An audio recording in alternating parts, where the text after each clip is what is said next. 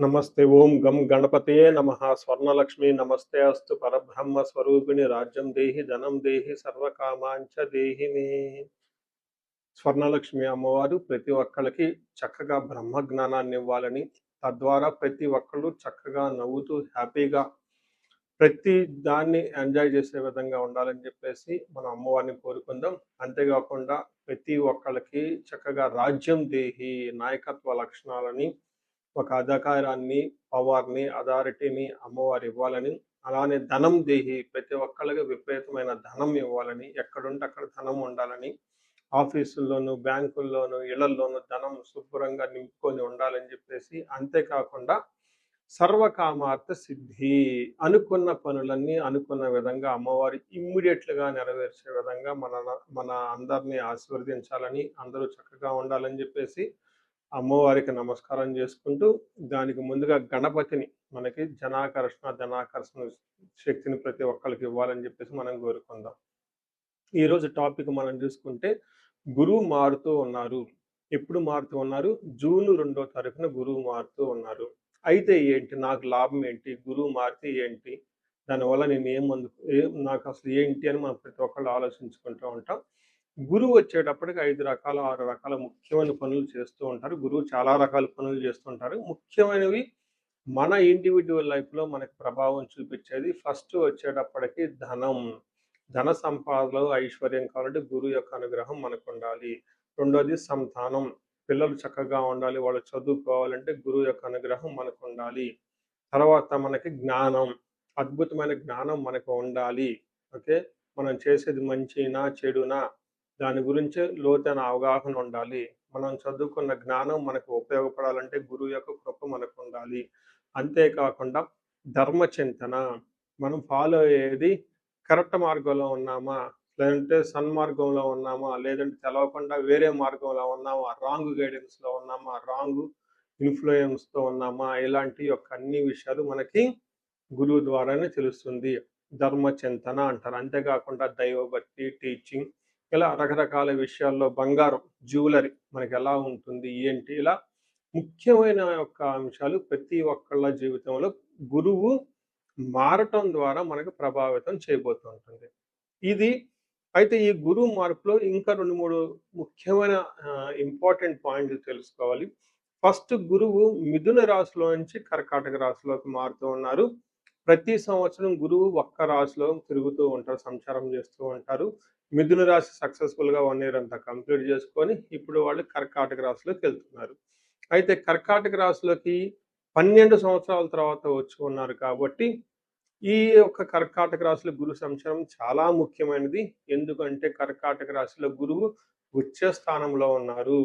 మంచి చక్కగా ఈ సంవత్సరం అంతా పిల్లలు ఎవరు పుట్టినా కానీ వాళ్ళకి గురువు జాతకంలో వచ్చే స్థానంలో ఉండి మంచి యోగ్యతనిస్తూ ఉంటారని మనం చెప్పుకోవచ్చు. సో, ఈ ఈ యొక్క ఉచ్చ స్థానంలో ఉన్న గురువు సంపూర్ణమైన ఫలితాన్ని, చక్కటి ఫలితాన్ని ప్రతి ఒక్కళ్ళకి ఇస్తూ ఉంటారు. అయితే వాళ్ళ యొక్క ప్రభావం 12 మనుషుల మీద ఉంటుంది. ఈ మనుషులందరూ 12 రకాల రాసులుగా విభజించడం జరిగింది. కొన్ని రాసులకి చాలా వరకు రాసులకి అనుకూలంగాను, కొన్ని రాసులకు ప్రతికూలంగాను, కొన్ని రాసులకి సామాన్యంగాను ఉండే అవకాశం ఉంటుంది. ఇప్పుడు మనం గురువు ప్రతి ఒక్కళ్ళ రాసులకి మేష నుంచి మీన వరకు ఎలాంటి ఫలితాన్ని ఇస్తూ ఉంటారు? ఆ ఫలితాలను మనం ఎలా ఎంజాయ్ చేయొచ్చు? ఇన్ కేసు ఫలితాలు గనక సరిగ్గా వాళ్ళకి అనుభవంలోకి రాకపోతే ఏం చేయాలి?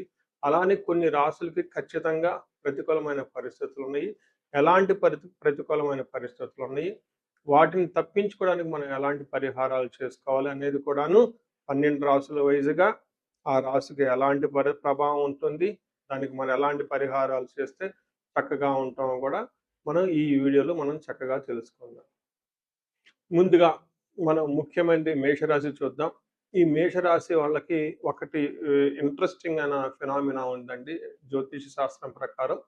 వీళ్ళకి ఏలినాటి శని ప్రారంభమైంది. అయితే ఏలినాటి శని చాలా ప్రథమ దశలో ఉండటంతోటి ఎక్కువగా వీళ్ళకి ప్రాబ్లమ్స్ అనేది రాలేదు.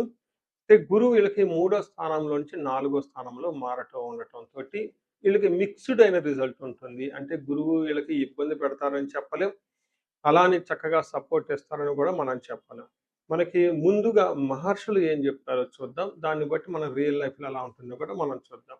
గురువు ఈళ్ళకి 4 స్థానంలో ఉండటంతో ఏమవుతుంది? మన ఫస్ట్ మహర్షులు సంస్కృతంలో ఏం చెప్పారో చూచి, యాచనం బుద్ధి చాంచల్యం తేజోహాని ధన వ్యయం దేశత్యాగం చ కలహం చతుర్థ స్థానికే గురువు అంటారు. అంటే 4 స్థానంలో గనుక గురువు ఉంటే ఏమవుతుంది? యాచనం.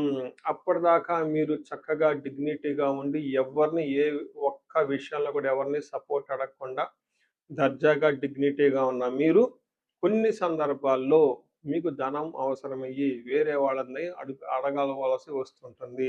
వేరే వాళ్ళ యొక్క సపోర్ట్ మీకు కావాల్సి వస్తూ ఉంటుంది. అంతేకాకుండా బుద్ధి చాంచల్యం, రకరకాల ప్లాన్‌లతో, రకరకాల ఆలోచనలతో మీరు ముందుకు వస్తూ ఉంటారు. అయితే అవి చాలా ఓవర్ యాంబిషన్‌తో ఉంటాయి. మీ యొక్క కెపాసిటీ 10 అయితే మీరు 40, 50, 60, 100 టైమ్స్ కూడాను మీరు హైయెస్ట్ పెద్ద పెద్ద విజన్, పెద్ద పెద్ద మిషన్, పెద్ద పెద్ద ఆబ్జెక్టివ్స్ తోటి హ్యూజ్ ప్లాన్స్‌తో మీరు వచ్చేస్తుంటారు. అయితే అవి రియల్ టైమ్‌లో ఎగ్జిక్యూషన్‌లో ఇబ్బంది పడిపోయేసి, ఆ ప్లాన్‌లు మళ్ళా మార్చేస్తూ ఉంటారు. మళ్ళా ప్లాన్‌లు మారుస్తూ ఉంటారు. ఎందుకని దీన్ని బుద్ధి చాంచల్యం అంటారు. అయితే దీంతో పాటుగా తేజో హాని, ముఖంలో కాంతిహీనంగా ఉంటుంది. ధనం విపరీతంగా ఖర్చయిపోతుంది. తర్వాత దేశ త్యాగం, ఇది చాలా ఇంపార్టెంట్ అండి. మీరు ఉన్న ప్లేస్ నుంచి జాబ్ ట్రాన్స్ఫర్‌లు అవ్వటం, ఫారిన్ ఎళ్ళటం, లేదంటే ఉన్న ప్లేస్ నుంచి కంప్లీట్‌గా డిఫరెంట్ లొకేషన్‌కి వెళ్ళిపోయే అవకాశంతో పాటుగా కలహం, గొడవలు కూడా అవుతూ ఉంటాయి అని చెప్తారు. అయితే మనకి రియల్ టైమ్ సినారియోలో చెప్పుకునే ముందు పురాణాల్లో కొన్ని స్టోరీలు దీని గురించి వివరించడం జరిగింది. మనకి సత్య హరిశ్చంద్ర, ధర్మరాజు ఇద్దరు మనకు గొప్ప వ్యక్తులు చూస్తాము. ఒకళ్ళు మహాభారతంలో ఉంటారు. ఈ ధర్మరాజు ఈ టైంలోనే వాళ్ళకి జన్మరాశి నుంచి 4వ స్థానంలో గురుడు ఉన్న టైంలో దుర్యోధనుడితోటి దుర్యోధనుడితోటి పాచికలు ఆడి తన రాజ్యాన్ని జూదం ఆడి తన రాజ్యాన్ని కోల్పోవడం జరిగింది. అక్కడ నుంచి అడవులకు వెళ్ళిపోయి ఉండటం జరిగింది. ఇదే విధంగా సత్య హరిశ్చంద్రుడు కూడా ధర్మబద్ధంగా ఆయన చక్కగా తన రాజ్యాన్ని పరిపాలించుకుంటూ ఉంటే ఎవరెవరో బెట్టింగులు పెట్టుకొని ఇంద్రుడు వేరే వాళ్ళంతా పాపం ఈయన మీద బెట్టింగ్ పెట్టేసి వాళ్ళ యొక్క ఆహ్, వాళ్ళల్లో ఎవరు గొప్ప అని వాళ్ళ పంద్యానికి సంబంధించి ఈయనకి అష్ట కష్టాలు పడిపోవాల్సొచ్చింది. ఆ టైంలో కూడాను గురువు 4వ స్థానంలో ఉన్నారు అని జ్యోతిష శాస్త్రం ప్రకారం చెప్తూ ఉంటారనమాట. అందుకని ఒక రకంగా ఇందులో మీరు బాగా ఆలోచించుకోవాల్సిన విషయం ఏందంటే దేశ త్యాగం ఉన్న పొజిషన్ నుంచి కొంచెం దూరం వెళ్ళిపోయే అవకాశం ఉంటుంది. ధనం కోల్పోయే అవకాశం ఉంటుంది. ఓవర్ యాంబిషన్స్‌తో ఉంటారని మీరు గమనించుకోవాలి. ధర్మరాజు ఎందుకు ఓడిపోయాడంటే ఓవర్ కాన్ఫిడెన్స్ తోటి అనవసరంగా జూదానికి వెళ్ళిపోయేసి కోల్పోవాల్సొచ్చింది. అసం చిన్న చిన్న వాటికి కూడాను. ఇది కొంచెం గమనించుకోవాలని నేను చెప్తూ ఉన్నాను. సో చూశారు గదా! గురువు ఈ రాశి వాళ్ళకి ఎలాంటి అనుకూల, ప్రతికూలాలు తీసుకొనొస్తున్నారు, ఫలితాలు తీసుకొనొస్తున్నారు, అనుభవంలోకి రాబోతున్నాయో ఈ జూన్ నుంచి 2027 జూన్ వరకు, 2026 జూన్ నుంచి 2027 జూన్ వరకు ఎలాంటి ఫలితాలున్నారో మనం తెలుసుకుందాం. అయితే గురువు యొక్క అనుకూల ప్రభావం మన మీద ఉండటానికి మనం కొన్ని రకాల పరిహారాలను ఖచ్చితంగా చేసుకోవాల్సి ఉంటుంది. ఒకటి, గురువుకి సంపూర్ణ శాంతి పూజలు చేసుకోవాలి. సంపూర్ణ శాంతి పూజలు అంటే ఏంటి? చాలా మందికి అవగాహన ఉండదు.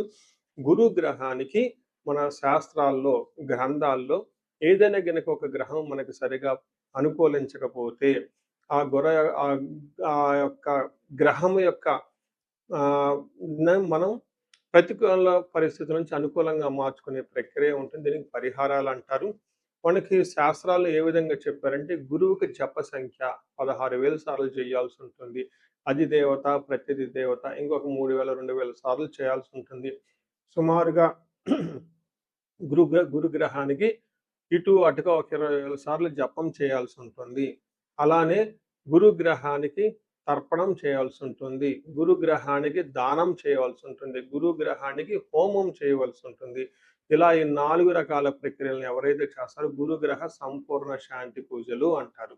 అయితే ఇండివిడ్యువల్‌గా వాళ్ళు చేసుకోవటం కష్టం కాబట్టి సద్బ్రాహ్మణుల్ని, దేవాలయాల్లో ఉన్న పండితుల్ని, లేకుంటే గురువు యొక్క మంత్రాన్ని తీసుకొని వాళ్ళు కొన్ని లక్షల సార్లు, వేల సార్లు ఉపాసన చేసి చక్కగా సాధన చేసిన వాళ్ళ దగ్గరికెళితే ఆ మంత్రం వాళ్ళ ద్వారా సిద్ధించి గురువు యొక్క అనుగ్రహం మీకు అనుకూలంగా ఉంటుంది. ఇది కాకుండా గురువుకి సంబంధించిన దేవాలయాలు అంటే మేధా దక్షిణామూర్తి కానివ్వండి, లేదంటే హయగ్రీవ సంబంధించిన దేవాలయాలు చక్కగా విజిట్ చేయటం చాలా మంచిది. ఇంకా ముఖ్యంగా గురు గ్రహం యొక్క శాంతికి మీరు ఆశ్రమాలు చక్కగా విజిట్ చేయొచ్చు. భగవద్గీత, పురాణాలు, వేదాలు, వేదాంతాలు ఇలా యాన్షియంట్ స్క్రిప్చర్స్ పురాతనమైన గ్రంథాలను తెలుసుకొని అర్థం చేసుకుంటే చాలా బాగుంటుంది. గురుగ్రహ శాంతి గురించి ఇంకొకటి ముఖ్యమైనదంటే మీకు చదువు చెప్పిన గురువుల్ని వాళ్ళ దగ్గర ఆశీర్వాదం తీసుకోవడం చాలా ఇంపార్టెంటు. సాధువుల్ని, తర్వాత మీ ఇంటికి ఎప్పటి నుంచో అనాదిగా ఉన్న పురోహితులు, బ్రాహ్మణులు వాళ్ళు మీకు మంచి చెడు చెబుతుంటారు. అలాంటి వాళ్ళని మీరు సత్కరించటం, గౌరవించటం, వాళ్ళకి దక్షిణలు ఇవ్వటం ఇవన్నీ చేస్తే గురువు యొక్క గురు గ్రహం యొక్క అనుకూలం మీకు అనుకూలంగా ఉంటుంది. అంతేకాకుండా గురువు యొక్క అనుకూలమైన పరిస్థితులకి మీరు గురువులకు సంబంధించిన దత్త చరిత్ర చదువుకోవటం ఇంకా చాలా బాగుంటుంది.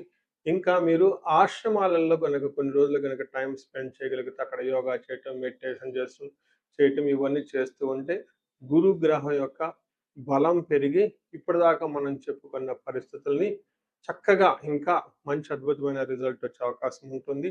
ఇన్ కేసు ప్రతికూలమైన పరిస్థితులు ఉన్నా కానీ ఆ ప్రతికూలమైన పరిస్థితులను అధిగమించి చక్కగా లైఫ్ అంతా ముందుకెళ్ళటానికి అంత అవకాశం ఉంటుంది.